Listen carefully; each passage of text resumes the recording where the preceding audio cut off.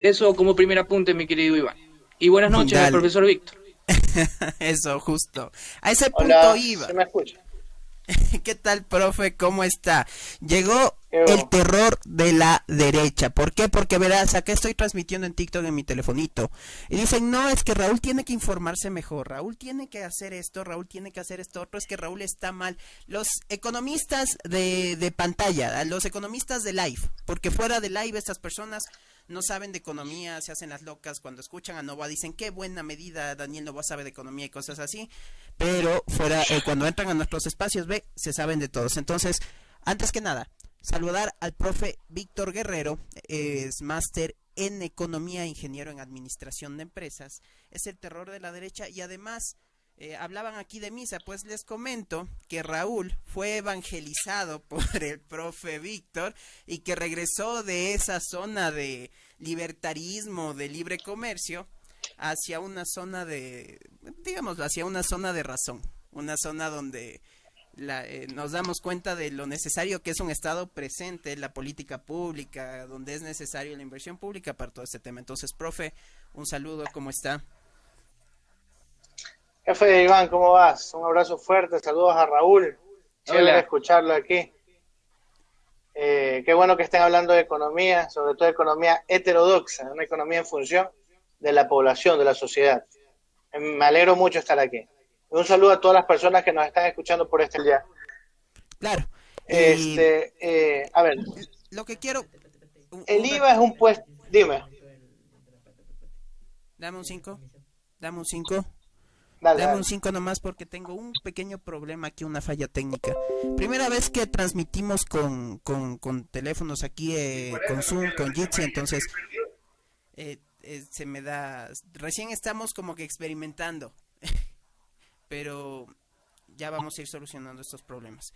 El enfoque que le quiero dar hasta eso, el enfoque que quiero darle a esto es que sea, sea direccionado primero hacia la economía nacional, cómo afectan estas políticas a la economía nacional, a economías locales.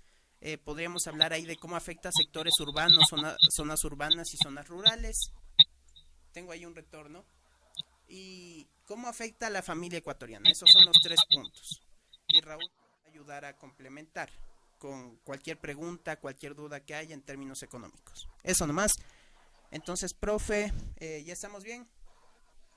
Ya iníciele ahí sí la explicación. ¿Cómo nos afecta primero de manera a nivel nacional el tema del incremento del IVA y el retiro de subsidios? Bueno, el IVA afecta a nivel nacional, a nivel local, o sea, nos afecta a todos, ya que es un impuesto regresivo, un impuesto indirecto, que lo puede estar pagando Alvarito Novoa, un man que tiene un patrimonio de $1.000 millones con el más pobre de la patria. Entonces, afecta muchísimo el consumo, puede exacerbar el desempleo, la pobreza. ¿Por qué? Porque si no hay consumo, no hay producción, y si no hay producción, no hay empleo, porque cae el consumo, cae la demanda agregada, caen los ingresos reales. Aquí en promedio, la gente que tiene empleo gana $200, $250 en promedio. Ni siquiera el básico llega. Entonces, se incrementa el precio de la vida en el país. ¿Ya? Y si eso tú le sumas la subida de los precios de los combustibles, ya no más queda rezar de cómo vamos a poder seguir subsistiendo, seguir viviendo aquí en este país. Es terrible, es terrible, es incluso antitécnico, antiteórico, porque ¿qué nos dice la teoría económica, no? Que cuando tú estás en crisis o en recesión económica, donde hay una ralentización del crecimiento, tú tienes que estimular la demanda agregada. ¿Y qué tienes que implementar? Políticas contracíclicas, no políticas procíclicas. ¿Qué significa contracíclicas? Bajar impuestos, incrementar el gasto público para que dinamice la economía y un efecto multiplicador. ¿Qué es lo que está haciendo el neoliberal de Novoa? Es una política procíclica. Significa acentuar mayor la crisis subiendo impuestos. Y peor un impuesto como el IVA, o sea, cualquiera incrementa el impuesto a la renta, los que ganan más de $3.000, $4.000, un impuesto al patrimonio de $1.000.000 para arriba, pero no el IVA, o sea, el IVA afecta a todos, ¿ya? Y eso súmale la subida de de los subsidios. Entonces, es terrible lo que está sucediendo en el país. Para Raúl, si quieres complementar alguna pregunta ahí, Sí, porque yo entiendo sí, que por al menos en supuesto, por temas supuesto. económicos Raúl es súper curioso, entonces yo me ha preparado a nivel microeconómico, macroeconómico, he tenido 2 semestres, pero ustedes están, Víctor es economista, yo por mi parte soy administrador público, Raúl está estudiando la carrera de economía, entonces creo que tienes un poquito de más entendimiento. Una pregunta, algo que quieras hacer ahí, que le puedas aportar, O sea, más que nada no pregunta, porque Claro, yo un entiendo. conversatorio. Exacto, sí, porque básicamente yo con Víctor sí entiendo las cosas que él Claro, dice, obviamente. No me tienes que explicar porque ya son cosas que yo lo veo a diario en mis clases. Pero sí más que nada complementar para que no digan que nosotros no estamos preparados, porque para poder fundamentar todo lo que decimos hay que fundamentarlo también con datos. Hoy más que nada, hoy es un día bastante importante porque se está debatiendo la reforma presupuestaria. Pero para poder entender cómo está la economía ecuatoriana, hay que ir pues al año 2023 y hay que ver toda la herencia que dejó la destrucción total del país de parte de un señor conocido, ¿no? Un señor bastante conocido para los señores de derecha, el señor Guillermo Lasso, por el cual votaron, apelando a una de las premisas más rastreras que he visto yo o que he escuchado. Como el señor era una persona rica, no iba a robar. Solamente basta ver los patrimonios de los bancos. El Observatorio de la Universidad Central del Ecuador ha calculado cuánto han crecido los patrimonios de los bancos. No me estoy refiriendo a las utilidades ni me estoy refiriendo a los activos. Me estoy refiriendo al patrimonio. Como sabe que los patrimonios son el total de la relación que existe entre los ingresos y los gastos y es lo que los dueños de los bancos tienen para sí. Eso se llama patrimonio. El patrimonio de los bancos y los bancos más importantes de este país, incluido el Banco de Guayaquil, ha aumentado en un 23%. La brecha de desigualdad se ha hecho mucho más grande, es decir, los ricos se han hecho más ricos y los pobres se han hecho más pobres. De lo que habla básicamente Stiglitz, esto de la brecha de desigualdad. La gente sigue pensando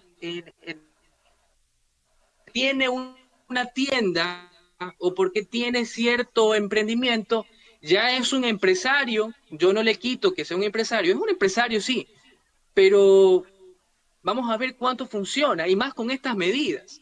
El que tiene un restaurante va a tener que trasladar costos, va a tener que subir el precio de los almuerzos. El que tiene una tienda va a tener que elevar costos. El que tiene un club nocturno se ha visto afectado por las medidas de emergencia que se ha tomado por la inseguridad, precisamente porque no se ha invertido en seguridad, porque la inversión pública la han destruido. Vamos a la herencia de 2023 para ver si es verdad lo que estamos diciendo o estamos locos. La herencia del año 2023, una inseguridad rampante, la inseguridad más rampante de la historia, históricos, 42 muertos por cada 10.000 habitantes. El mayor porcentaje de deuda pública. Al año 2017, tanto que critican el modelo de Correa, al año 2017 teníamos una deuda pública, más o menos estaba en el 35, 37, otros economistas que son más liberales decían que era del 40, del 41, pero estaba permitido por la Constitución, pues, 35% del PIB. ¿Saben cuánto es hoy?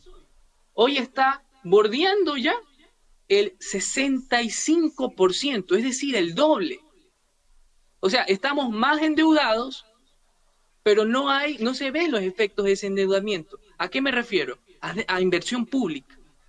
O sea, nos endeudamos más, pero hay menos medicinas en los hospitales, hay menos infraestructura para la educación, el presupuesto de la educación lo han reducido a la mitad. Entonces, este sí es un endeudamiento que para los especialistas, o en todo caso no especialistas, sino para los señores que leen bastante a Robert Kiyosaki, Tony Robbins, todos estos señores, que te dicen, bueno, ¿qué es una deuda buena o una deuda mala? Una deuda buena, por ejemplo, es alguien que se compra una casa y ya no quiere pagar el arriendo. Es lógico, te endeudas, pero obviamente ya no pagas arriendo, ya tienes algo propio. Una deuda mala, por ejemplo, es que tú te endeudes para pagar la tarjeta de crédito. Eso es una deuda mala, porque es una deuda donde tú tapas un hueco para llenar otro. Básicamente en macroeconomía lo hemos visto con el señor Guillermo Lazo y el señor Moreno, donde el gobierno se endeudaba para pagar deuda y no se endeudó nunca y no atendió nunca a los sectores más vulnerables de la sociedad y nunca atendió a la seguridad, y básicamente es el resultado de lo que estamos viendo. Y para finalizar, lo que dije al final, lo que dije al principio, lo vuelvo a repetir al final.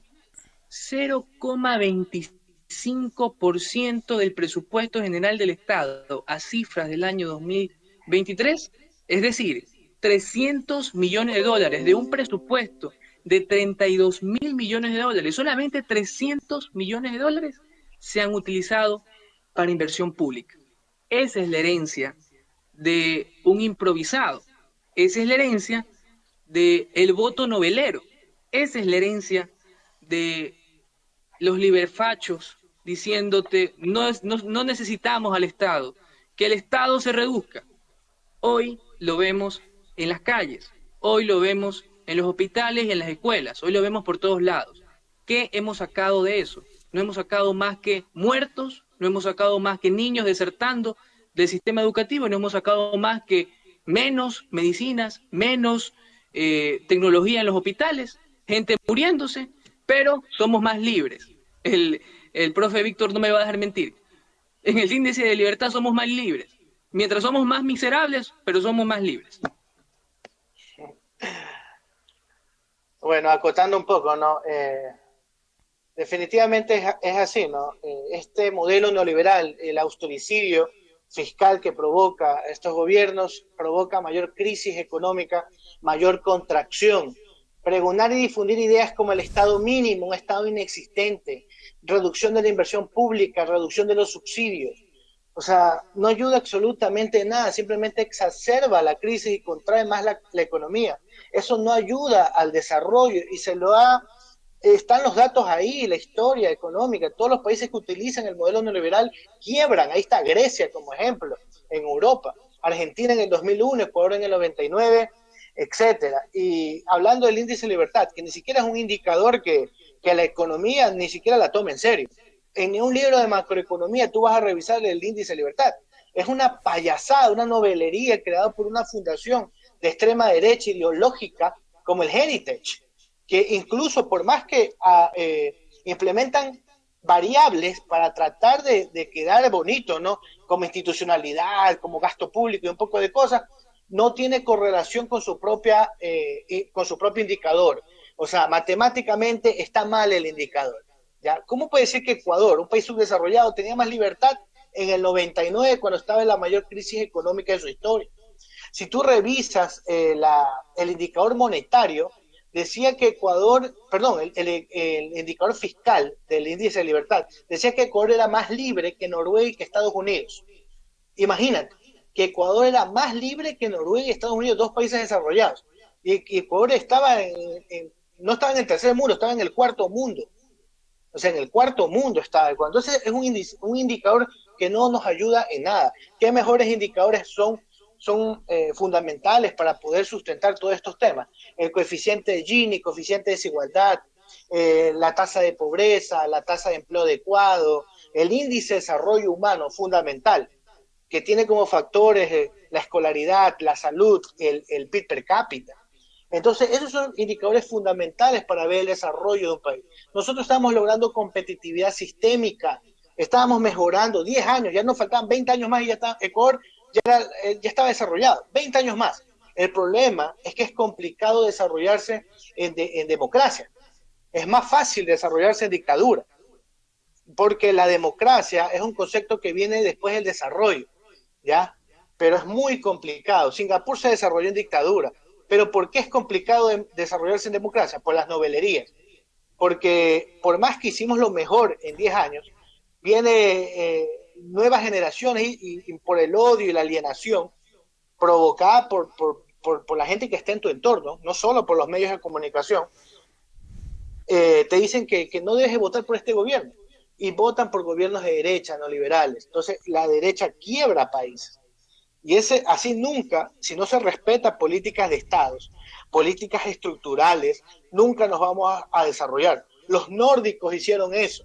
Los nórdicos fueron constituciones de centro izquierda, partidos socialistas que se hicieron socialdemócratas e implementaron esas constituciones. Suecia, Dinamarca, Noruega, Finlandia, lo hicieron. Por más que ahorita nos digan que son capitalistas, porque aquí la gente confunde capitalismo con desarrollo. Nada que ver. El desarrollo lo buscamos en socialismo o lo buscamos se busca en neoliberalismo. Pero el desarrollo no es igual a capitalismo. Eso es lo que la gente confunde. Y como ya están desarrollados, creen que son capitalistas. No tiene nada que ver. Pero, o sea, yo si fuera liberal y me vienen a decir que Noruega, Suecia, con estados inmensos de bienestar, pero grandes, con 35% de empleo público, de empleo total, dueños de los sectores estratégicos, o sea, sectores estratégicos igual a medios de producción. Ya, Estado es el representante institucional de la sociedad. Estado igual sociedad. Sectores estratégicos igual medios de producción. El Estado dueño de los sectores estratégicos. ¿Qué quiere decir? Que la sociedad es dueña de los medios de producción. ¿Qué mayor socialismo que es? ¿Qué mayor socialismo? Pero aún así nos quieren quitar a todos, porque caen en el simplismo de que todos los países son de derecha y solo Cuba y Venezuela son de izquierda. Claro. Eso no merece ni el menor análisis. No, solo Cuba, Venezuela y cuando les conviene Nicaragua cuando es noticia. Ya, me estoy pegando mucho al micrófono, me dice. Ya, disculpa, no me hables así. Ya, mira, una pregunta que yo quiero tratar, porque estamos en aras de una consulta popular. Ya le hablamos el programa anterior con Adriano, que es abogado, nos explicó el tema de las preguntas desde la parte legal, las analizamos desde un punto de vista político. La propuesta obviamente es darle el no a todas las preguntas de la consulta popular, pero eso sí quisiera hacer un análisis. En el plan de gobierno se mencionaba que entre otras políticas que se debían tratar, ahí está en cámara, entre otras políticas que se debían tratar estaba el tema económico, y resulta que preguntas económicas en esta consulta no hay. Quiero preguntarle a Víctor, y si me quieres complementar luego, brother Raúl, el tema de qué pregunta crees que hubiera sido beneficioso o qué pregunta crees que debió abordarse en el tema económico en esta consulta popular, y si crees que se debió abordar algún tema en general. Asignación de recursos a obra pública, infraestructura, educación, a salud, a seguridad, eso, claro. Sobre todo eso, invertir, porque este problema no es de una consulta ni nada, esto simplemente es mala asignación de recursos, hay una subejecución presupuestaria, no se ejecuta lo que se presupuesta, entonces ese es el problema del modelo, del neoliberalismo, no invierten, no utilizan los recursos, y todos los recursos que tienen, porque el Estado tiene recursos, tiene ingresos, los manda a reservas internacionales. Eso se llama la paradoja del ahorro, ¿ya? No utilizar tus recursos, tus ingresos, por mandarlos a ahorro, pero como la economía empieza a caer los ingresos. Entonces, ¿qué hace el Estado? ¿Qué hace el gobierno neoliberal? Se endeuda para supuestamente utilizar los recursos para invertir, pero no lo hace y viene para pagar más deuda y revalorizar bonos para los tenedores de bonos. Entonces, eso es lo que hace un gobierno de derecha, no liberal. Y así los países quiebran. La infraestructura está cayendo. Yo no puedo manejar de aquí a 10 metros porque hay 10.000 baches. ¿Ya? Me explico. La inseguridad está elevada. Ya los militares ya no están. Las escuelas, todo se está cayendo en pedazos. No hay bienes públicos de consumo en los hospitales, medicina, camas, tecnología, patrullas, ambulancias, patrullas con los policías. No hay armas, no hay chalecos, no hay nada. ¿Ya? Simplemente es mala asignación de recursos. Eso es todo. Si el presidente no tiene por qué hacer un tipo de consulta, ejecuta bien o devenga bien lo presupuestado y verás que la economía empieza a fluir y la política, todo empieza a fluir y se genera empleo.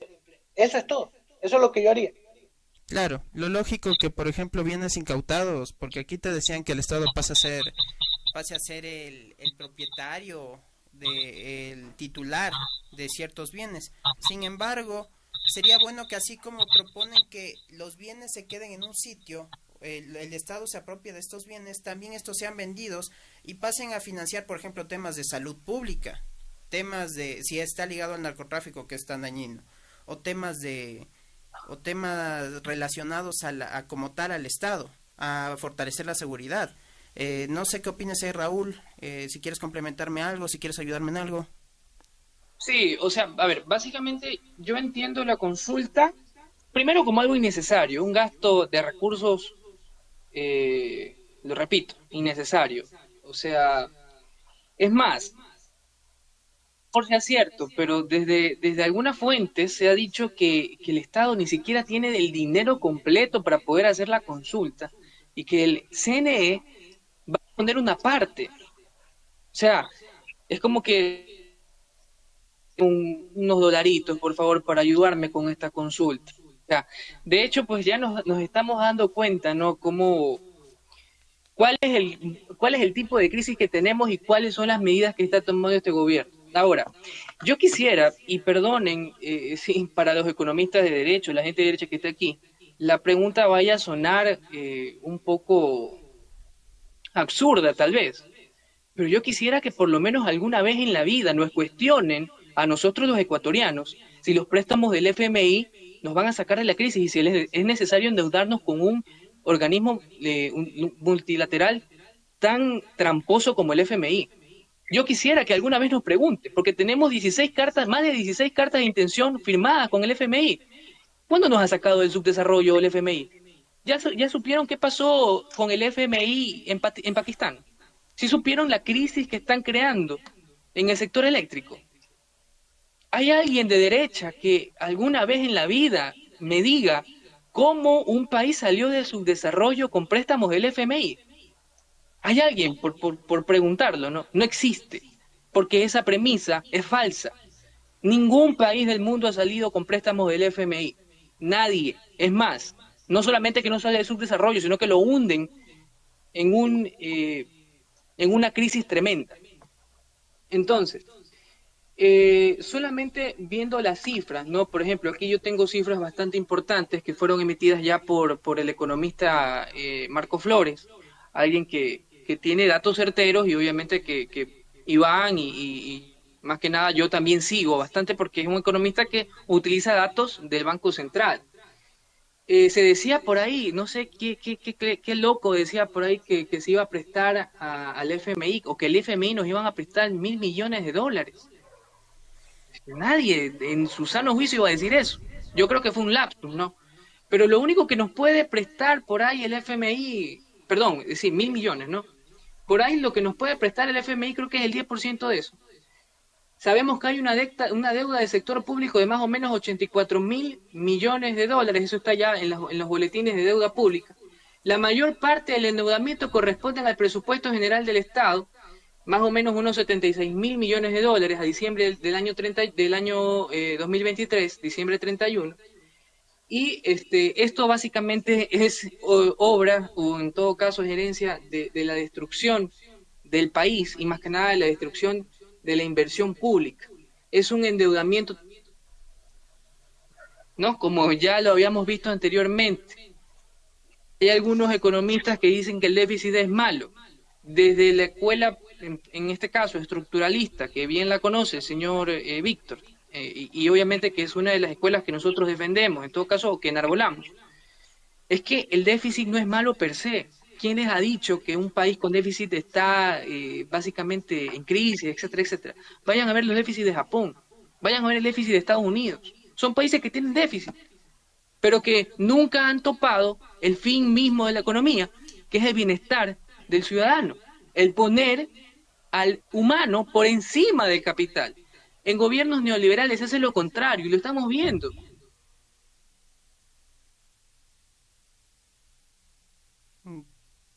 Creo que se cortó. ¿Pasó algo?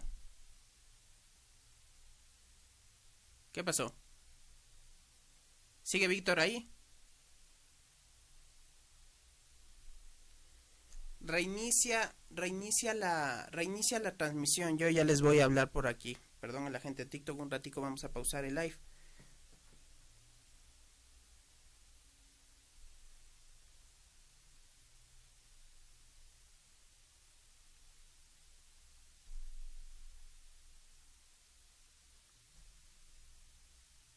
Ciérrale, vuélvele a abrir y mándame el link. Tuvimos ahí un problema un fallo ¿qué pasó ahí? Algún error hubo.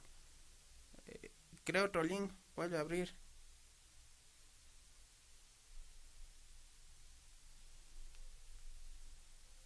No sé qué pasó.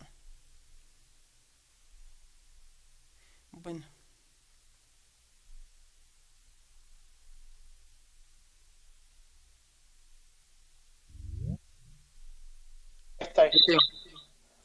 Ya, entonces, como decía, mientras la economía socialista de Venezuela crece al 3,5, al 2,5, nosotros crecemos al 0,3, al 0,5.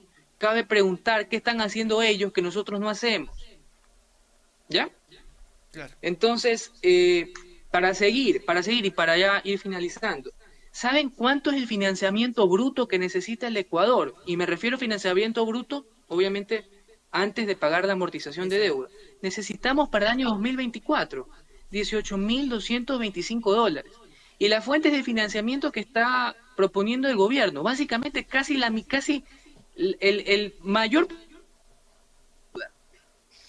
deuda, porque no hay una matriz productiva eficiente, porque no existe la inversión pública, porque prefieren pagar deuda antes de invertir como se hacía antes de invertir en hidroeléctricas, antes de invertir en carreteras, antes de invertir en capital social, que más adelante te va a dar cerebros para que tú puedas mejorar la matriz productiva, para que tengas ese capital necesario, para que tengas ese ingeniero petroquímico que vaya a trabajar en una petrolera. Hoy lo que existe en sí es una ola de migración, porque eso es lo único que hace el neoliberalismo.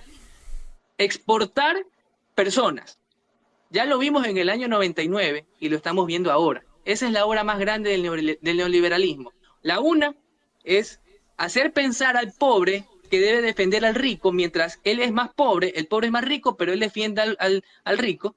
Y la otra, el otro logro más importante del neoliberalismo es causar olas migratorias. Como lo decía, en el año 99 teníamos una ola migratoria histórica. Señores, la hemos rebasado en el año 2023. Ya la gente prefiere no estar aquí porque sabe que aquí no va a encontrar condiciones para una vida mejor. Prefiere irse a otro lado. Qué contradicción con lo que pasaba antes. Antes los migrantes estaban regresando. El migrante decía que había encontrado un Ecuador mucho mejor del cual él salió. Mucho mejor, con condiciones para poder desarrollarse. Hoy ya no vemos eso. Claro. Las fuentes de financiamiento, y antes de finalizar, las fuentes de financiamiento no abarcan todo el endeudamiento, o en todo caso, no abarcan, todo lo que necesita el Ecuador. Si tú haces una simple suma con todo lo que propone el señor Noboa en su proforma, donde tiene 6.299 millones de dólares solamente en deuda interna, emisión de bonos más o menos 4.000 millones, tienes obligaciones que van a diferir para el año 2025 y eso representa más o menos 2.321 millones. Manejo de liquidez, que es algo sumamente mínimo, 125 millones de dólares. Sumado todo eso, ¿sabes cuánto te da? 13.437 millones. ¿Y cuál es el financiamiento que requiere el Ecuador? El faltante. Tenemos un faltante o un déficit de 4.788 millones de dólares. ¿De dónde lo va a sacar? No lo sé. No lo sé. No sé si lo va a sacar del IVA, porque dice que lo va a sacar del IVA. No sé qué va a hacer, pero el déficit está ahí. Son 4.000 millones de dólares que el Ecuador necesita para pasar paupérrimamente bien este año 2014. Claro. Encima que estamos mal, no sabemos cómo vamos a pasar de aquí a unos meses. 2024. Y bueno, porque nos han mandado un par de preguntas, yo quiero preguntarle al profe Víctor, porque él es especialista en responder a la gente que tiene una idea volada a la azotea. El tema de que nos preguntan, ¿qué país se desarrolló endeudándose con China? Estados Unidos es el mayor deudor con China. O sea, China es el mayor acreedor de Estados Unidos. Financia a Estados Unidos. ¿Quién sale con ese tipo de preguntas tan especiales? China financia a medio mundo, ¿ya? Tiene bastante liquidez para hacerlo y es simplemente unir el hambre con la necesidad. Por ejemplo, Ecuador le daba petróleo y China daba financiamiento. Eso era todo. O sea, eso no, tampoco, a ver, la deuda sí, es bien utilizada, como habló en su momento Raúl, que yo también leí cuando era joven a Robert Kiyosaki. Hablaba de la deuda buena y la deuda mala, apalancamiento financiero. O sea, una deuda buena es algo que te genere retornos de inversión. Te endeudas, por ejemplo, invertir en una hidroeléctrica te va a generar un retorno explícito monetario. Pero si tú te endeudas consumiendo, no consumiendo un bien que no te genera este retorno, es una deuda mala. Por ejemplo, pagar más deuda, en parte es bueno, pero coges recursos que en vez de estimular la economía o de invertir para generar mayor crecimiento y con ese crecimiento amortizas deuda, no lo haces. Prefieres seguir estancado, porque el neoliberal, los modelos neoliberales quieren equilibrio, pero un equilibrio económico en la miseria. No hacer nada, pero estar aquí abajo, que es lo que queremos nosotros. Invertir, estimular, generar competitividad sistémica, pero estar acá arriba. Y de ley van a haber fluctuaciones, distorsiones, no va a haber desestabilidad, pero es para que más adelante el país sea desarrollado. Esa es la diferencia entre un gobierno de derecha y un gobierno de centro, de izquierda o de centro izquierda. ¿Ya? Entonces, y todos los países se desarrollaron protegiendo su industria nacional, invirtiendo muchísimo, un Estado interventor, invirtiendo en su educación para que exista mayor talento humano, en infraestructura para generar las condiciones, porque la inversión pública potencia inversión privada, potencia inversión extranjera directa, etcétera. Se generan las condiciones habilitantes para atraer esa inversión. A cambio, la derecha no hace eso. Ni un país desarrollado implementó modelos de derecha neoliberal, ni uno. Los tigres asiáticos implementaron industrialización por sustitución de importaciones, sumado a industrialización de orientación de exportaciones, el modelo IOE y el modelo ISI. Así se desarrolló Corea del Sur, Taiwán, Singapur, etcétera. Así lo hizo Japón, así lo hizo China. ¿Ya? Japón tiene una deuda del 200%, Estados Unidos por encima del 150% o del 100%. Tienen déficits fiscales. El déficit fiscal o la deuda no es el fin último de la economía. El fin último de la economía es la sociedad, el bienestar del ser humano, el talento humano, para que haya mayor competitividad, reducir las brechas de la desigualdad, proteger la industria nacional, mejorar y dar incentivos. Silicon Valley no hubiese sido lo que es sin el Estado. O sea, Estados Unidos se desarrolló con proteccionismo, con keynesianismo, y siempre cuando Estados Unidos intentó liberalizar la economía del país, provocó las mayores crisis económicas de su historia, como el crash del 29, la Gran Depresión, la liberalización del mercado bursátil, cuando también intentó liberalizar a finales de los 70, también tuvo una de las grandes crisis económicas, la gran recesión del 2008, con la liberalización del sector inmobiliario que afectó a medio mundo, toda Europa afectó, por eso los desahucios en España, por eso quebró Grecia, etcétera, porque la liberalización de la economía no ayuda al país, la liberalización viene del desarrollo, por eso que los países más desarrollados salen como los más liberales, y aún así los nórdicos no están entre los top 5, Noruega no está allá arriba entre los 10 primeros, porque ellos manejan bien sus recursos, Noruega es dueño de los sectores estratégicos. Eso es lo que queremos imitar, a los nórdicos, a los tigres asiáticos, a Francia, Alemania, el mismo Estados Unidos, con American School, la escuela americana, que es el padre de la escuela cepalina, del estructuralismo de Raúl Prebisch. Así se desarrollan los países, no reduciendo el Estado, no reduciendo el gasto público, no reduciendo los subsidios, etcétera. Eso no ayuda. El mayor ejemplo, el mayor paraíso libertario es el continente africano, con el Congo, Níger, o ahí en Haití. Anda a Haití, verás que ahí no hay estados, ni impuestos, ni gasto público. Paraíso libertario. Claro. Y bueno, acá tenemos, como les dije, a nuestros economistas. Yo conozco a la persona que aquí en TikTok me está mandando mensajes. Es la misma persona que nos decía, Rafael Correa nos dejó recontraendeudados. Pero yo me pregunto, a ver, si Correa nos dejó contraendeudados, lo lógico era que los que le seguían que criticaban eso, porque era una crítica durísima. Los que le seguían redujeran la deuda, pues se dedicaran a reducir la deuda, y la deuda no se redujo, pues se duplicó en la deuda pública. Llega a duplicarse, y esta deuda no se utiliza en inversión estatal, no se utiliza para generar nueva infraestructura, para reducir el gasto público como tal, sino que se utilizó para el gasto corriente, pues. Entonces, la pregunta es, el tema de quién utilizó mejor la deuda, creo que está claro. La cosa es cómo regresar a esa eficiencia, porque realmente estamos perdidos en ese sentido. Pero mira, en los procesos de desarrollo se genera deuda pública, se genera déficit, porque se está invirtiendo. Es más fácil no hacer nada, no mover ni un dedo, y verás que no vas a tener ni deuda y vas a tener superávit fiscal. Pero el país no se está desarrollando, pues, no está haciendo nada, nos quedamos estáticos. Entonces, necesitamos lograr el desarrollo. Y el desarrollo se lo hace invirtiendo, y la inversión va a generar un déficit, la inversión va a generar deuda, porque a veces no alcanza los ingresos petroleros, los ingresos tributarios, etcétera. El problema es ya que utilizan la inversión para otra cosa, por ejemplo los neoliberales, para revalorizar bonos, que eso no ayuda en nada, solo al 1%, a la gallada del gobierno, los más ricos de la población. ¿Y a nosotros qué queremos? Que los más ricos sigan siendo más ricos. Queremos reducir las brechas de la desigualdad. El déficit fiscal no es malo si fue generado para competitividad sistémica, si fue generado por inversión. La deuda no es mala si fue generada para inversión.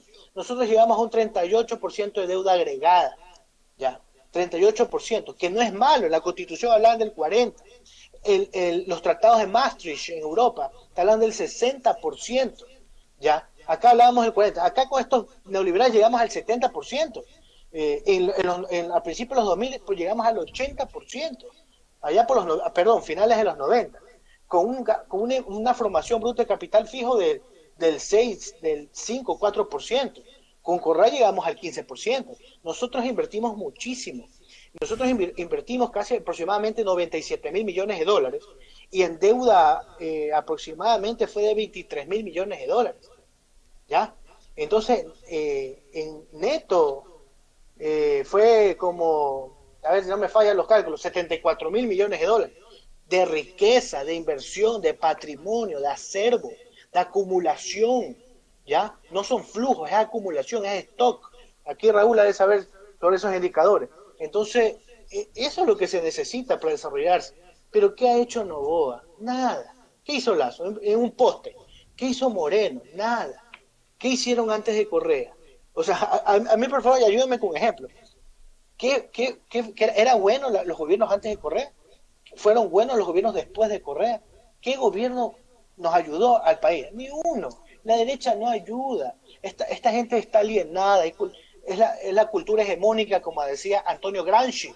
Los medios de comunicación de las élites te harán creer que lo que es bueno para ellos es bueno para los pobres, y no es así. Y así manipulan a nuestros jóvenes, pues estos difusores de Agustín Laje, de Javier Milei, de la Gloria Álvarez. Y esta gente no sabe dónde está parada en economía. ¿Sí o no, Raúl? O sea, para complementar simplemente con lo que decías acerca de la liberalización económica, disculpen que ya no tengo la luz blanca y no se ve casi, pero estaba buscando un dato importante. Hay un estudio del año 2008 que interrelaciona o relaciona las crisis bancarias con la liberalización del sistema financiero, y están íntimamente relacionadas. En el año 2008 se hizo ese estudio, movilidad de capitales frente a crisis bancarias. Un estudio de 200 años nomás, por si acaso. No me vayan a decir después que es de 10 años, que después de 5 años. De 200 años. Cada vez que se intenta liberalizar el sector financiero, o en todo caso la economía, para que entiendan los economistas catalácticos de derecha, los economistas de TikTok, bien teclas bravas, para que entiendan el dato, cada vez que existe una liberalización financiera, hay una crisis bancaria. Ya lo vimos aquí. Es importante recordar la historia. O sea, a todo ecuatoriano de 18, de 20 años que cogió un país, que vio un país que era tendencia en Latinoamérica, éramos ejemplo para Latinoamérica, venían de Bolivia, de Chile, prestábamos asistencia para sectores como la educación, manejo de fondos públicos, administración pública, éramos ejemplo, éramos de los países que estaba siempre en segundo o tercer lugar en desarrollo, de segundo o tercer lugar en educación, segundo o tercer lugar en inversión pública. Hoy somos de lo último que existe en Latinoamérica. Si bien es cierto, por ejemplo, te pongo el ejemplo, estimado Víctor, y tú lo puedes confirmar. Si bien es cierto, nosotros somos de los países con mejores sueldos en Latinoamérica, somos el país que en PIB real, perdón, no en PIB real, sino en salario real. Salario nominal es eso. Eso es salario nominal, pero en poder adquisitivo, tú lo comparas con el poder adquisitivo, con el poder adquisitivo en todo caso, que es el salario real más que nada, ¿no? Así es. Somos lo peor, estamos a 3 puntos de ser Haití, y esto lo he dicho ya en algunos lives. A la gente no le gusta escuchar las verdades, no le gusta, porque si bien es cierto, qué bien ganan los ecuatorianos, sí, somos el segundo después de Uruguay, pero somos lo de lo más paupérrimo en poder adquisitivo. Te lo pongo en un ejemplo claro. En Colombia, teniendo moneda propia y sujeto a política económica, como en todo caso jugar, bueno, se puede decir que jugar con los tipos de cambio, ellos aprecian o deprecian a gusto, pero en Colombia tú te puedes comprar 2 teteras con un sueldo como el que tenemos acá, más o menos, o sea, en la comparación, no estoy diciendo que en cifras reales sea así, pero en comparación, un colombiano puede comprarse 2 teteras con su sueldo y un ecuatoriano puede comprarse una tetera, es decir, el colombiano gana más que el ecuatoriano, porque el ecuatoriano puede comprar menos que el colombiano. El peruano puede comprar más con su sueldo que el ecuatoriano, y estando dolarizados, que es lo peor. Ahí está para la gente novelera, ¿no? Y bueno, no novelera, porque hay que respetar mucho a la gente que vivió en el año 99, porque ellos fueron simplemente pues el resultado, la gente más afectada fue la gente del año 99, y eso tampoco entienden algunas personas que aquí confluyen para decir cualquier tontería que se les pone en la cabeza, muchachitos de 20, de 25 años que piensan que el Ecuador siempre fue dolarizado y que el Ecuador vivía, lo mejor del mundo antes de la dolarización. En el año 99 tuvimos una crisis, una verdadera crisis. Cayó la economía en 6%, tasas de inflación del 89, del 90%. ¿Y qué hicieron los bancos?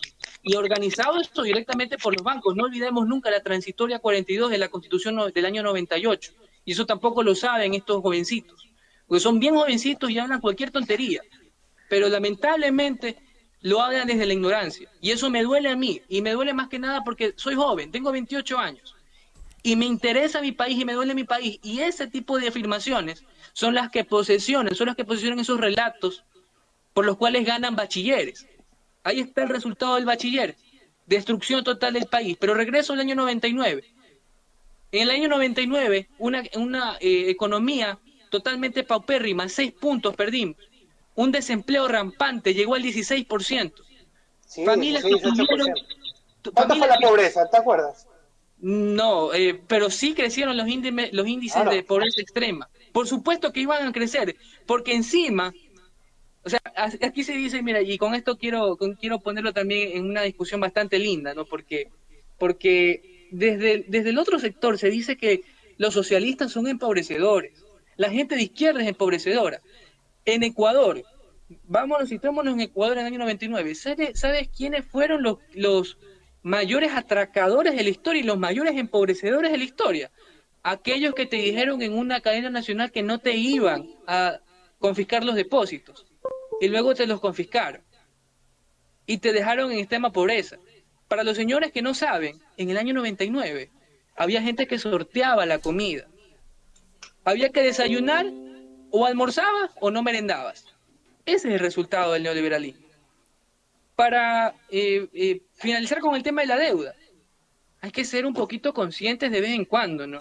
Y hay que leer cifras, porque es bonito subirse a decir que estamos en el Ecuador ya no del encuentro, ya estamos en el Ecuador de la eficiencia, entre cifras, ¿no? Y ves tú propagandas que te dicen 50.000 plazas de empleo, las nuevas 50.000 plazas de empleo, vas tú simplemente a comparar los afiliados, el número de afiliados, no son ni la mitad, no son ni el 50% de esa cantidad que te dice. El endeudamiento, repito, no es malo per se. Déficit tiene Japón, déficit tiene Estados Unidos, economías desarrolladas. El problema es cuando estos gobiernos neoliberales pretenden, y no pretenden, lo hacen, ponen al capital por encima del bienestar humano. Teníamos momentos difíciles en el año 2014, teníamos, es innegable, se nos apreció un 30% el dólar, el barril de petróleo su precio decreció, tuvimos un terremoto, teníamos momentos difíciles, pero priorizábamos al humano por encima del capital. Ningún empleado público se quedó sin sueldo, como ahora sí pasa. Ninguna persona tenía dinero, no tenía dinero para comprar. Era una de las mejores épocas del Ecuador, porque aún con crisis, como se decía en ese momento, y con excesivo endeudamiento, entre comillas, ¿no? Porque hasta para eso son mediocres, para describir las situaciones. Con esa crisis, entre comillas, éramos uno de los países que más crecía en Latinoamérica. Otra vez, la paradoja del ahorro, la paradoja frugal en todo caso. No es lo mismo crecer económicamente en Alemania, un país que es industrializado, y el punto de partida es diferente. No es lo mismo crecer en Alemania que crecer en Ecuador, donde no había inversión pública, donde un gobierno tuvo que hacer lo que no se hizo en 30 años. ¿Saben cuántas hidroeléctricas se habían construido hasta el año 2007? 2. Por eso es que habían apagones. ¿Se acuerdan del Hora Sixto? ¿Se acuerdan de eso? No se acuerdan, porque hay gente que ni siquiera había vivido. Yo no lo viví, pero por lo menos por cultura general y para entender la situación de mi país, y porque me interesa mi país, tengo que estudiarlo. Pero claro, eso es lo que no conocen, eso es lo que no saben, pero se suben a decir cualquier barbaridad que le sale no sé de dónde y lo copian, por ejemplo, de señores como tú lo acabas de decir, Axel Kaiser, una politóloga que ni siquiera es economista y que te empieza a hablar de economía de liberalización, como la señora Gloria Álvarez, que es... Kaiser tampoco es economista, te escribió un libro de economía. Exacto. El economista callejero creo que sea. Pero te das cuenta en todo caso de dónde provienen esas ideas, ¿no? Y del señor Milei, ¿no? Que tiene una situación totalmente difícil en Argentina, pero aún así creen que es patente de corso para hablar de economía, cuando tiene un peso totalmente depreciado, cuando se sigue incrementando la pobreza, pero él sí está autorizado para hablar de economía, con modelos económicos que uno lo estudia en tercer semestre. No es que uno sea intelectualmente superior, pero lamentablemente esos modelos económicos que te propone Milei son de tercer semestre, pues uno lo estudia en tercer semestre, llenos de supuestos, nada de realidad. Claro. Mira, el tema de quien yo tenía aquí en el live ya lo silencié y ya me aburrí, que te habla de que no hay que endeudarse. Al final siempre te resumen en, no importa lo que haya dicho el economista, o peor, vienen con que, ¿qué importa? Ay, es que con todo y sus másters, sus títulos y cosas, vienen a decirnos acá que el tema de que hay que endeudarse es la solución. Y no se propuso eso. De hecho, lo que se dijo es que hay que desatanizar la deuda, en el sentido en el que siempre nos dicen la deuda es mala, es que Correa se endeudó, y ellos mismos lo comprueban.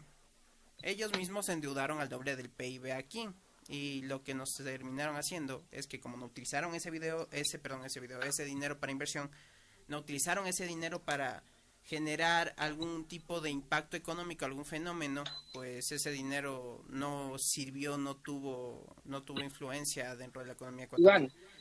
Iván, déjame solamente darte un dato antes de que le des paso a Víctor, para el señor que dice que la solución no es endeudarse.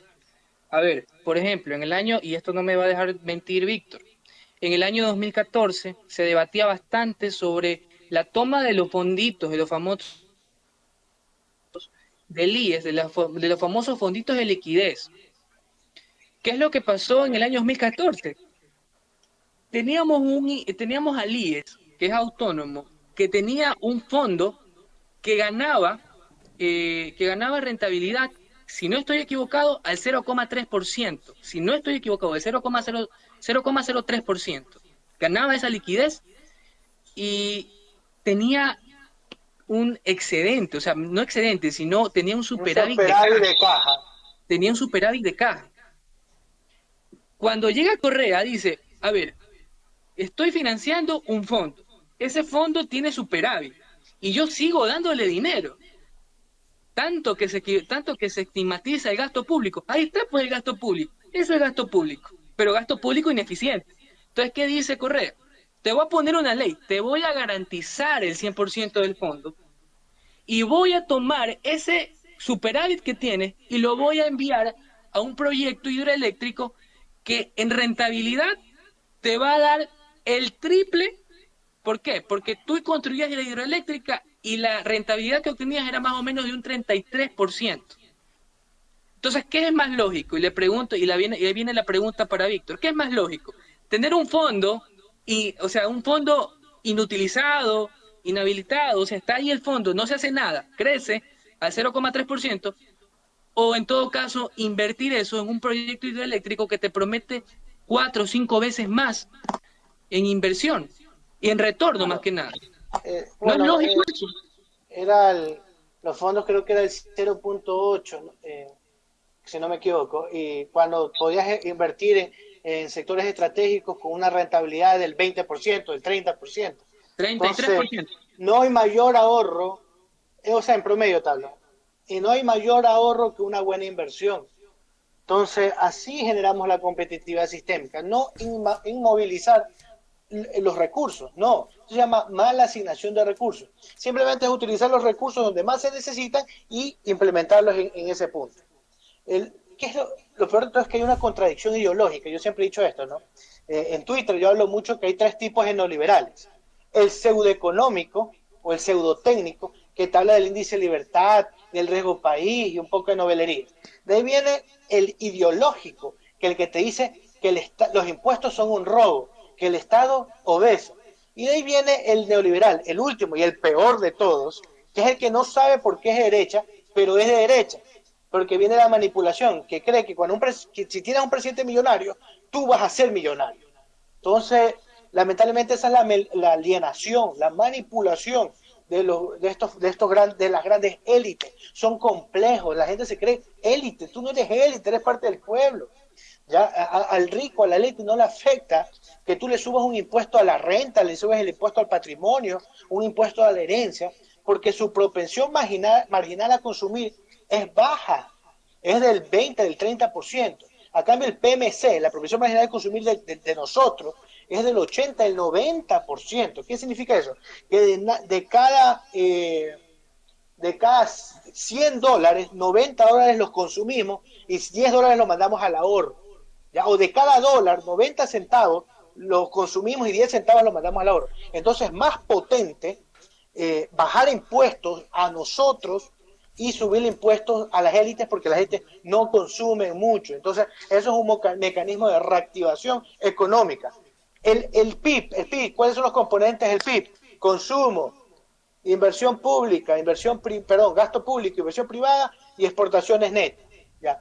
¿Cuáles son los componentes que estimulan la economía y te hacen crecer? Incrementa el consumo, incrementa la inversión pública. La inversión pública potencia inversión privada y a la vez exportaciones netas. Exportar más e importar menos, poner restricciones, salvaguardias a las importaciones, por ejemplo, bienes suntuarios, bienes de lujo, bienes que no son factores de producción, y dar exenciones a lo que son bienes de capital, a bienes intermedios que sí nos ayudan a industrializarnos, ¿no? Entonces necesitamos generar componentes que atraigan liquidez. Por cada 10.000 dólares que se inyecta al flujo circular de la economía se genera un puesto de trabajo.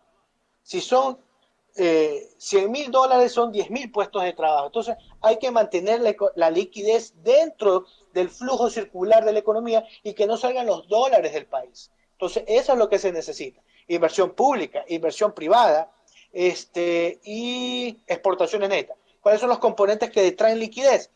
Importaciones, ahorro, mandarlos a movilizarlos, e impuestos. Eso quería decir. ¿Qué ibas a decir, Iván? Que por ahí te vi el rostro. Ya,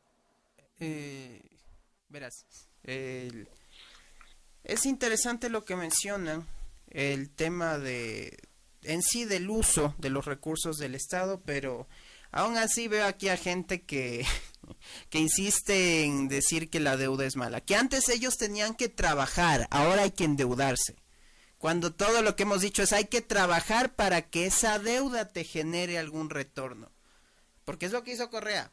Porque es lo que se hizo durante el gobierno de la Revolución Ciudadana. Que se invirtió el dinero en una hidroeléctrica, que se invirtió el dinero en escuelas, en hospitales, en salud pública, y eso te generó un retorno. Y no siempre de dinero. Pero la gente vivía mejor. Exacto. La gente vivía de manera digna. Hoy tenemos que estarnos escondiendo, tenemos que estar corriendo porque no sabemos si vamos a volver con seguridad a la casa o no. Por falta de inversión pública. Oye, a ti te dicen Minimash. ¿Y a quién le dicen Minimash? Es a ti, Iván. Capaz a mí me dicen así, es por las camisas y todo. Por la camisa. Me viene. Mira, no, ya silencié los comentarios que me hablaban aquí barbaridades, verás, porque decían que la deuda es mala, que esto, que lo otro, no, mejor le dije, mejor dije, lo silencio y dedíquese a escuchar, porque parece que usted cree que con su economía doméstica, que como trabaja en su casa, trabaja todo el país, y no es así. Pero bueno, vayamos despidiéndonos, ya está tarde, y creo que es bueno ir tratando estos temas, sobre todo el tema de la economía. Yo los estaré invitando cuando tengan tiempo para tratar estos temas. Como dijo Raúl, se está tratando también el tema del presupuesto general del Estado, entonces, aprobado este presupuesto, sería bueno hacer un programa, 1 horita, y tratarlo a ¿cómo se dice? A plenitud, tratarlo completo. Entonces, eso, recordar a la gente que estamos haciendo aquí, bueno, desde mi espacio estoy haciendo la campaña por el no. Entonces esta consulta hay que darle 11 veces no.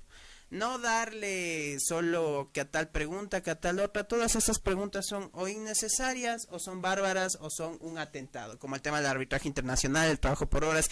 Encima de que ya nos están subiendo los impuestos, ahora quieren imponernos regímenes para ganar menos. Entonces, al pueblo el doble del golpe, pero ningún tipo de ayuda. En pocas palabras, es un David contra Goliat, pero en esa pelea de David contra Goliat no estuvo Dios. No hubo quien guíe la piedra. Entonces, lamentablemente lo que va a pasar es que Goliat le va a masacrar a David. Y no a David de producción, sino...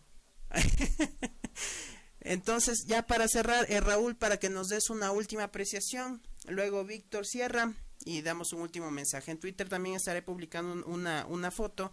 Estamos trabajando con una pequeña campaña de juventudes de RC que se llama Desde mi Trinchera.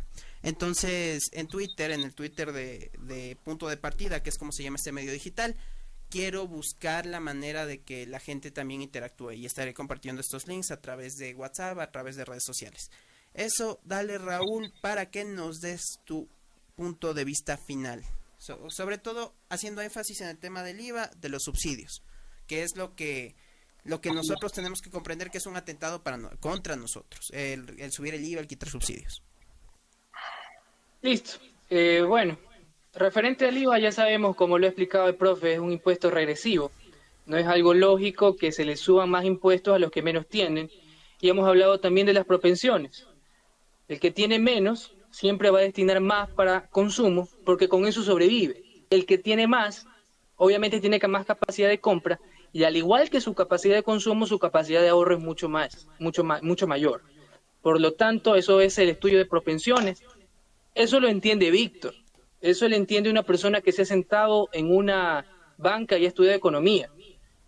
Para los señores de Clabrava, para los señores de derecha que no saben absolutamente nada, y algunos que andan por TikTok, no lo entienden, no lo van a entender jamás. Bueno, liberalizando el sistema financiero vamos a hacer mejores, etcétera, etcétera, ¿no? El sofisma del libre mercado. Eso también lo entiende Víctor, porque él tiene bastante contenido acerca de eso. Y bueno, ¿no? Y respecto a los subsidios, mira, ¿qué te puedo decir sobre los subsidios? Incluso Correa estaba en contra de los subsidios porque obviamente representa un gasto. Pero el problema es que Correa sí tenía un plan, pues. Y había un plan para una refinería, para que el petróleo que nosotros producimos lo podamos nosotros mismos refinar y hagamos nuestra propia gasolina. Es lo lógico.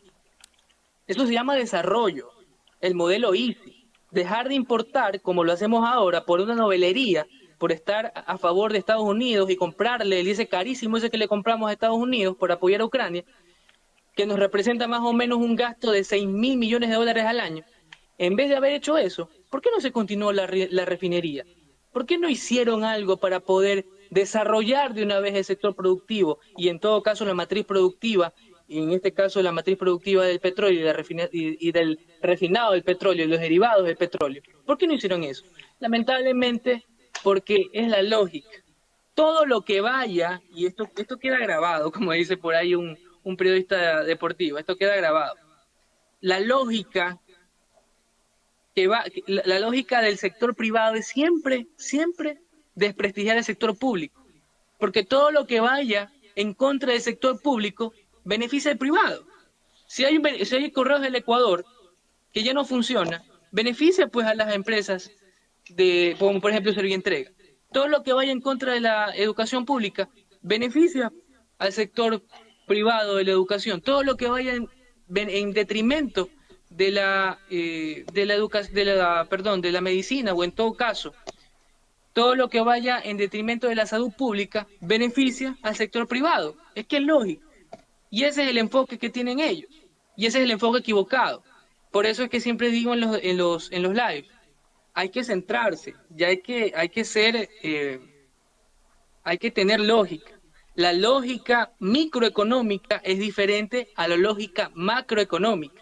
En la lógica microeconómica tú buscas generar rentabilidad. En la lógica microeconómica no es bueno tener deuda, aunque sea por inversión. Obviamente que no es bueno porque es deuda, ¿no? Es deuda. Esa es la lógica microeconómica. En la macro es diferente, porque la macro la hacen los estados. ¿Cómo obtiene rentabilidad el Estado haciendo una estatua? No la obtiene, pero gana en civismo. ¿Cómo obtiene retorno de inversión o contrapartida, en todo caso, haciendo una escuela? No gana en retorno financiero, pero gana en capital social, porque a eso se dedican los estados. Esa es la lógica que no entienden estas personas. Ellos quieren llevar la lógica de la micro a la macro. Entonces, no es algo sencillo, no es algo sencillo. Por eso es que necesitamos gente preparada, no como la señora ministra del Ambiente. Ya la has visto en algunas declaraciones, ¿no? Ya te ha quedado claro que es una persona bien incompetente y es una persona que la verdad nos genera un gasto público. Ahí sí cabe recalcar lo del gasto público. Eso es un gasto ineficiente. Gastar en una persona que ni siquiera te puede decir o te puede indicar cuánto mide el río Garrapata y te lo iguala con los kilómetros del río Nilo. Eso es un gasto bien ineficiente. Entonces, para finalizar, por favor, a los señores que escriben cualquier tontería, lean un libro. Yo también era como ustedes. Yo venía a un live de un señor que está aquí, que se llama Víctor Guerrero, a decir cualquier pavada que se me ocurría, porque escuchaba tonterías de Gloria Álvarez, Axel Kaiser y de todos esos tipos que le meten, que son pagados por fundaciones para posicionar esos relatos, y de paso que son relatos que nunca han funcionado, que en la realidad siempre generan crisis. Y yo venía a faltarle el respeto a un señor que, pucha, era mucho más inteligente que yo. Ahora me desasné, leí libros, leí contenido, y por lo menos puedo dar una opinión realista, pues no la opinión que se les sale de la cabeza a estos señores, que no entiendo en qué pensarán o qué contenido. Bueno, sí lo sé, Robert Kiyosaki, Tony Robbins, todo esto, ¿no? Que te dicen un poco de tonterías, pero nunca atinan una opinión real. Entonces, eso, queridos amigos, todo no en la consulta, sabemos que es un despilfarro de plata, y aún así es un cheque en blanco, porque todo lo que vayas a aprobar en esa consulta con tu sí, va a tener que ir a la asamblea. Entonces, es un gasto innecesario. Le estamos diciendo al presidente, por favor, haga su trabajo, mande por favor algún proyecto de ley para ver si es que tiene la gana de hacer su trabajo, porque lo pusimos ahí por algo, ¿no? Para ver si es que quiere hacerlo. Entonces, finalizando eso, querido amigo, y gracias por la invitación, más que nada, y un placer enorme estar con Víctor, que para mí es una persona bastante inteligente, y más que nada, pues, alguien que sabe con contenido sacar a las personas de su pensamiento de ponis en el aire y pisar el piso y ver las cosas como son de verdad. Claro, gracias, ñaño. Gracias por tus palabras, Raúl. Bueno, yo en menos de un minuto, porque ya lo veo a Iván que ya está apresurado. Bueno, a largo plazo, todos estaremos muertos. O sea, las cosas se las hacen ahora, no en 5, 10, 15, 20, 30 años. No podemos seguir perdiendo el tiempo. Como decía Buda, el problema es que creemos que tenemos tiempo y hay que invertir ahora. No podemos seguir perdiendo tiempo. 30, 40 años para el desarrollo y seguimos procrastinando con estos gobiernos de derecha. Así que yo todo mi apoyo a un no, rotundo no, porque esto es un baño de popularidad que quiere hacerse el presidente. Entonces, algo que no va a servir para nada. Si no vas a asignar bien los recursos, no va a servir para nada. Y por favor, queridos amigos, sobre todo los derechos, porque los izquierdas yo sé que entienden, sobre todo la gente derecha que no sabe por qué es derecha. No se dejen manipular, no se dejen manipular. Que el Estado de derecha quiera subirte el IVA no te va a ayudar, te va a contraer más tu economía personal, tu economía familiar. Si te eliminas subsidios, va a subir los costos marginales de producción, van a afectar en las cadenas de intermediación y por lo mismo impactará en los precios finales de la producción. Eso no te va a ayudar al microempresario, al mediano empresario que está vendiendo sus productos, que encarezcan sus productos, va a reducir la demanda y va a reducir sus ingresos y va a quebrar. También, por favor, querida pyme, querida pequeño, mediano, microempresario, no se dejen manipular por esta gente. No vas a ser millonario con esta política. Hay que invertir muchísimo. La inversión pública potencia inversión privada y potencia inversión extranjera directa. Así que eso, queridos amigos, sigamos luchando desde nuestras trincheras. Y Raúl e Iván, hasta la victoria siempre. Un abrazo fuerte. Hasta la victoria siempre. De hecho, así se llama la campaña que andamos apoyando del RC, desde mi trinchera. Y creo que tenemos que empezar a posicionar nuestra opinión pública y sobre todo dejar de tener miedo de decir lo que nosotros pensamos, porque eso es lo que nos ha hundido. Quedarse callado, esperar porque un economista dijo que esto es así, hablando por ejemplo de un señor Dajic, y nadie le puede contraponer. No, señores, también tenemos que dar nuestra opinión. También somos pueblo, también somos gente que puede opinar, que puede decir esto está bien o esto está mal. Y creo que eso nos ha faltado con el señor Noboa porque está haciendo barbaridad y media, pero dicen que está combatiendo la delincuencia. Yo me pregunto simplemente, ¿qué pasará cuando, de darse el caso, se apruebe la pregunta A, salgan los militares a las calles, no a luchar contra el crimen organizado, sino a reprimir al pueblo porque se quitó un subsidio al combustible o se subió un IVA? Pensemos también en la gente, pensemos en lo que se necesita. Hoy necesitamos un pueblo unido, sí, pero un pueblo que pueda realizar la actividad económica y cumplir sus necesidades de manera correcta para una reactivación lógica, una reactivación correcta de nuestra economía nacional. Eso, entonces, a estar atentos. Me ha servido mucho, he entendido mucho más el tema. Víctor me ha de haber visto como con cara de cansado, pero no, es como me suelen estresar las personas que comentan acá, son teclita brava, me toca silenciarlos. Realmente uno está hablando cosas técnicas, está dando argumentos y ellos salen con algún insulto, alguna vaina y realmente como que digamos que me hacen producir bilis que no quiero. Pero bueno, eso, les agradezco mucho haber estado aquí, les comprometo. Ya les avisaré cuándo, el tema del presupuesto general del Estado, que también quisiera tratarlo aquí, entre economistas, incluso entre gente que maneje otras áreas, y estaremos viéndonos en una próxima ocasión. Entonces les agradezco mucho a toda nuestra audiencia, les agradezco haberse conectado, y un abrazo a todas las personas. Como dijo Víctor, hasta la victoria siempre, porque hasta ahí llegará nuestra lucha, hasta la victoria siempre. Hasta luego. Un abrazo.